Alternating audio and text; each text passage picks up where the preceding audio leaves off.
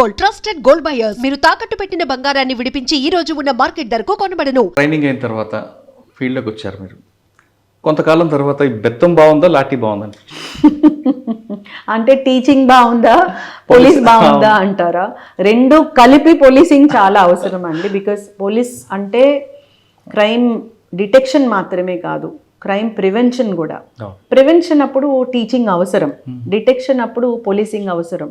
So policing లో రెండు ఉంటాయి కాబట్టి మీరు అన్నట్టు బెత్తము లాఠీ రెండు అవసరమే. ట్రైనింగ్ ఫస్ట్ పోస్టింగ్ బోధన్ అనుకుంటాను. అవునండి, నేను ప్రాక్టికల్ ట్రైనింగ్ నల్గొండ, నిజామాబాద్ జిల్లా బోధన్ ఫస్ట్ పోస్టింగ్. ఏముంది మేడం ఛాలెంజ్ అక్కడ? కమ్యూనల్ ఇష్యూస్ ఉన్నాయండి. అక్కడ శాండ్ లారీ వెళ్తే డ్రైవర్ ఒక రెలిజన్, యాక్సిడెంట్ జరిగిన విక్టిమ్ ఒక రెలిజన్ అంటే మేము రోడ్డు మీద బందోబస్తు చేయాల్సిందే. నేను నా Bodhan town inspector 4 or 5 times night time శవానికి కాపలా కాసిన రోజులు ఉన్నాయి. సో అట్లా కొన్ని కమ్యూనల్ ఇష్యూస్ ఉండేవి. అండ్ రూరల్ ఏరియా కాబట్టి రూరల్ ఇష్యూస్ ఏముంటాయో అవి ఉండేవి. But still I did my duty with utmost perfection.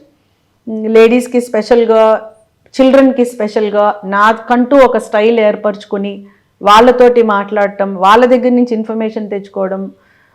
Schools, government schools especially tribal schools కానీ గవర్నమెంట్ స్కూల్స్ కానీ అట్లాంటి వాటికి వెళ్ళడం, వాళ్ళతోటి పల్లె నిద్ర అట్లాంటి ఇన్నోవేటివ్గా చేసుకోవడం.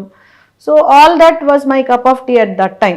కానీ అక్కడ ఒక మతానికి సంబంధించిన వర్గం వాళ్ళు ఎక్కువగా ప్రజరిస్తుంటారు, వాళ్ళ ఇన్వాల్వ్మెంట్ ఎక్కువ ఉంటుంది అంటుందండి. మీకు ఏమైనా ఎదురైంది అది? అప్పట్లో ఉన్నాయండి, అవి ఉన్నాయి. దాన్ని బ్యాలెన్సింగ్గా వెళ్ళడమే challenge.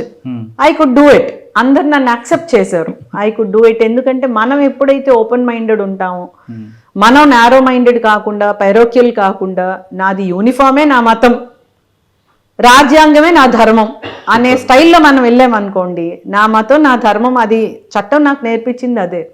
And everyone is equal.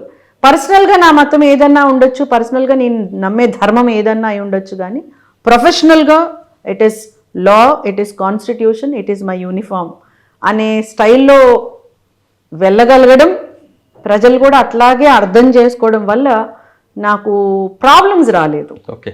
Bodhan తర్వాత ఏలూరు? బోధన్ తర్వాత వరంగల్ నర్సంపేటలో చేశానండి. అక్కడ చాలా ఇంటీరియర్ ఏరియాస్కి వెళ్ళడం, ఊటాయి, కొత్తగూడ అట్లాంటి ఏరియాస్కి వెళ్ళడం, అక్కడ కమ్యూనిటీ పోలీసింగ్ చాలా చేసాం. ఇంటీరియర్ ఏరియాస్లో వాళ్ళకి టోర్నమెంట్స్ కానీ, volleyball tournament, cricket tournaments conduct చేయడం కానీ, medical camps, mega medical camps conduct చేయడం కానీ. తర్వాత అక్కడ ఎన్డీ పార్టీ అని ఆ మూమెంట్ ఉండేది. సరెండర్స్ ఉన్నాయి మా దగ్గర. అండ్ విలేజ్లో రెగ్యులర్గా ఉండే ఇష్యూస్ అవి కామన్, ఆ లా అండ్ ఆర్డర్ ఇష్యూస్ అన్నీ కామన్, స్పెసిఫిక్గా ఇట్లా ఉండేవి. But we had a very good team. అక్కడ ఒక టీమ్ ఎఫర్ట్ ఉండేది. నేను ఎక్కడికి వెళ్ళినా నాకంటూ నా టీం నేను ఏర్పరచుకుంటాను, అందరితో కలిసి వర్క్ చేస్తాను. I respect their knowledge, they respect my attitude. ఆ విధంగా నా సబ్ డివిజన్ అంతా నా ఫ్యామిలీ అనే యాటిట్యూడ్ తోటి వెళ్ళడం, వితౌట్ ఎనీ వెస్టెడ్ ఇంట్రెస్ట్ అట్లా పనిచేయడం వల్ల ఎవ్రీవన్ అండర్స్టూడ్ మీ. నాకు మంచి పేరే వచ్చింది. I did my best. Warangal తర్వాత బైఫర్కేషన్ తర్వాత ఐ కేమ్ బ్యాక్. నేను ఆంధ్రప్రదేశ్కి వచ్చాను. వెస్ట్ గోదావరి ఏలూరు డిఎస్పీగా వర్క్ చేశాను. అక్కడ ఛాలెంజెస్ అక్కడ ఉన్నాయి. కొంచెం పొలిటికల్గా హాట్ ఇది ఉంటుంది, ఆ ఇష్యూస్ కొన్ని ఉంటాయి. అటు కమ్యూనల్ ఇష్యూస్ కాదు, క్యాస్ట్ ఇష్యూస్ కొంచెం అట్లా.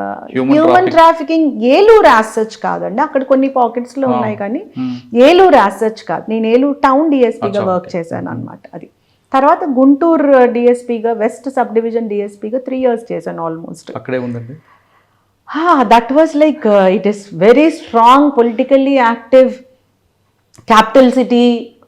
రెగ్యులర్గా ఆనరబుల్ సీఎం గారి విజిట్స్ కానీ, బందోబస్తులు కానివ్వండి, ఎదురుగా collectorate, dharnas, state wide dharnas కూడా అక్కడే ఉండేవి. చాలా ఇష్యూస్. మా ఆఫీస్కి ఎదురుగా జస్ట్ మెయిన్ రోడ్డు, అక్కడే కలెక్టరేట్, దాని పక్కనే ఎస్పీ గారి office. So town DSP, Guntur west DSP అంటే it is like morning till night happening ఉండేది. గుంటూరు అనగానే రెండు అంటే ఎక్యూజ్డ్ పార్టీ హై ఇన్ఫ్లుయెన్స్ ఉంటాడు, కంప్లైంట్ హై ఇన్ఫ్లుయెన్స్ ఉంటాడు. అవునండి. ఈ ప్రెజర్ ఎలా తీసుకునేవారండి? గోజ్ అంటే ఒకటండి, నాకు నా మీద కాన్ఫిడెన్స్ ఏంటి అంటే చట్టాన్ని ఉల్లంఘించకుండా స్ట్రైట్గా ఉండేటటువంటి యాటిట్యూడ్, ఆ యాటిట్యూడే నేను బయటకు కూడా ప్రొజెక్ట్ చేయగలిగాను అని నా ఫీలింగ్. కాబట్టి అగెయిన్స్ట్ లా చెయ్యమని నాకు అటువంటి ప్రెషర్ ఎక్కడ రాలేదు. నా యూనిట్ ఆఫీసర్స్ కూడా అంత బ్రాడ్ మైండెడ్ ఆఫీసర్స్. సో అట్నుంచి కానీ పొలిటికల్గా కానీ నాకు ప్రెషర్ రాలే. చిన్న చిన్న సందర్భాలు వచ్చినప్పుడు వాళ్ళని కన్విన్స్ చేసుకునే విధానంలో మనకున్నటువంటి లౌక్యం, మనకున్నటువంటి రిలేషన్షిప్స్ చాలా మంచి రోల్ ప్లే చేసినాయి. కానీ గుంటూరులో సరిత గారి దగ్గరికి ఎవరైనా రావాలంటే డిఎస్పీ గారి దగ్గరికి బ్రోకర్ లేకుండా, పై రికార్డ్ లేకుండా రావాలి తప్ప కంప్లైంట్ వేరే వాళ్ళతో రాకూడదని వార్నింగ్ ఇచ్చారట. అవునండి, నిజమే అది. అంటే అన్నెసెసరీ వేస్టేజ్ ఆఫ్ టైం, మనకి వేస్టేజ్ ఆఫ్ టైం, వాళ్ళకి వేస్టేజ్ ఆఫ్ మనీ.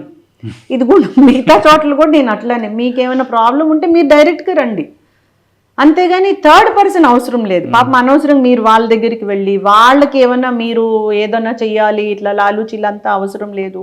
దాంట్లో మనీ ఖర్చు అవ్వచ్చు, ఇంకా మీకేమన్నా మీ నుంచి వాళ్ళు ఏమన్నా ఆశించవచ్చు. నేను ఆశించినప్పుడు మీరెందుకు అటు వెళ్ళాలి అని చెప్పడం అయితే చాలా సందర్భాల్లో జరిగినాయి. తర్వాత పీపుల్ ఎవరు మధ్యలో ఎవరిని మధ్యవర్తులు తీసుకోకుండా స్ట్రైట్గా వచ్చేవాళ్ళు. ఇప్పుడు 4 సబ్ డివిజన్లో మీకు బాగా గుర్తుండిపోయిన కేసులే ఉన్నాయి? చాలా ఉన్నాయండి. తెలంగాణలో వర్క్ చేసిన, అంటే అప్పటి కంబైన్డ్ స్టేట్, అక్కడ కొన్ని ఇష్యూస్, చాలా ఇంపార్టెంట్ కేసెస్ ఉన్నాయి. సెక్షువల్ అఫెన్సెస్ అగేన్స్ట్ చిల్డ్రన్ కానివ్వండి, ఫ్యామిలీ మీద జరిగిన అట్రాసిటీ కానివ్వండి, అట్లాంటివి. తర్వాత పొలిటికల్లీ సెన్సిటివ్ ఇష్యూస్ చాలా ఉన్నాయండి. ఒక్కొక్క ఏరియాలో ఒక్కొక్క స్పెసిఫిక్ ఇష్యూస్ ఉన్నాయి. ఆ ఇష్యూస్ని చాలా పెద్దగా జరిగినప్పుడు అది డీల్ చేసే దాంట్లో కొంచెం నేను కూడా మెంటల్గా స్ట్రెయిన్ అయిన సిట్యుయేషన్స్ 2-3 వచ్చినాయి. But still I'm telling, officers understood me. నా మెంటాలిటీ వాళ్ళకి అర్థం కావడం, పబ్లిక్కి నేనేంటో అర్థం కావడం, ఇంక్లూడింగ్ పొలిటీషియన్స్ కూడా వాళ్ళకు కూడా నేనేంటో అర్థం కావడం, దాంతో నేను స్మూత్గా సేల్ అయ్యి బయటకు వచ్చానని. అంటే మీరు చెప్తున్నట్లుగా బాగా మెంటల్గా స్ట్రెస్ తీసుకున్న ఒక కేసు చెప్పండి. కొన్ని ఉన్నాయండి. అంటే చైల్డ్ మీద ఒక సెక్షువల్ యాక్ట్ జరిగి ఎవరు చేశారు అనే అతని మీద కూడా మాకు ఇన్ఫర్మేషన్ ఉండి అతను పారిపోయి, అతను ఖచ్చితంగా పట్టుకోవాలి, షూట్ ఎట్ సైట్ ఆర్డర్ ఇవ్వాలి అని చెప్పి ప్రజలందరూ కూడా రోడ్డు మీదకి వచ్చి పెద్ద ధర్నా చేయడం జరిగింది, చాలా పెద్ద ధర్నా. అతనికి సంబంధించిన వాళ్ళ మీద అసాల్ట్ చేసి చంపేయాలి వీళ్ళనన్నా అనే పరిస్థితి తీసుకొని వస్తే రాత్రికి రాత్రి ఆ లేడీని తప్పించి గవర్నమెంట్ హాస్పిటల్లో జాయిన్ చేసి ఇతను ఎట్లా అన్నా పట్టుకోవాలని చెప్పి మేము పెట్టినటువంటి ప్రెషర్కి ఆ మనిషే తర్వాత సూసైడ్ చేసుకోవడం, ఆ పాప చనిపోయిన పాపకి న్యాయం చేశారు అని చెప్పి పబ్లిక్ కూడా రియలైజ్ అవ్వడం. ఈ నైట్ అంతా ఆ రోజు మధ్యాహ్నం నుంచి రెండో రోజు మధ్యాహ్నం వరకు మేము పడినటువంటి ప్రెషర్ కానీ ఆ స్ట్రగుల్ కానీ it taught me so much. అట్లానే వరంగల్లో కూడా అంతే. అప్పటి నుంచి ఉంది, తర్వాత ఈ మధ్య 2 కూడా జరిగినట్టున్నాయి కదండి. వరంగల్లో వర్క్ చేసినప్పుడు ఒక దగ్గర పాప మీద 4 బాయ్స్ సెక్షువల్ అఫెన్స్ చేసి, ఆ రోజుల్లో, that is in the year 2013, POCSO act 2012లో వచ్చిందండి. 2013 గురించి చెప్తున్నాను. అప్పుడు బ్లూటూత్ అవన్నీ స్టార్టింగ్ పీరియడ్ అన్నమాట. పాప మీద సెక్షువల్ అఫెన్స్ చేసి ఆ పిల్లలందరూ దాన్ని వీడియో రికార్డ్ చేసి ఒకళ్ళ తర్వాత ఒకళ్ళు దాన్ని అందరికీ సర్క్యులేట్ చేసుకొని, తర్వాత పాప ఫాదర్కే ఆ వీడియో రీచ్ అయ్యి ఆ తర్వాత కేసు రిజిస్టర్ చేయడం, దాని ఇన్వెస్టిగేషన్లో ఆ పాప నేపథ్యం కానీ ఆ పిల్లల నేపథ్యం కానీ ఇవి నాకు లైఫ్కి సరిపడా లెసన్స్ నేర్పించినాయి.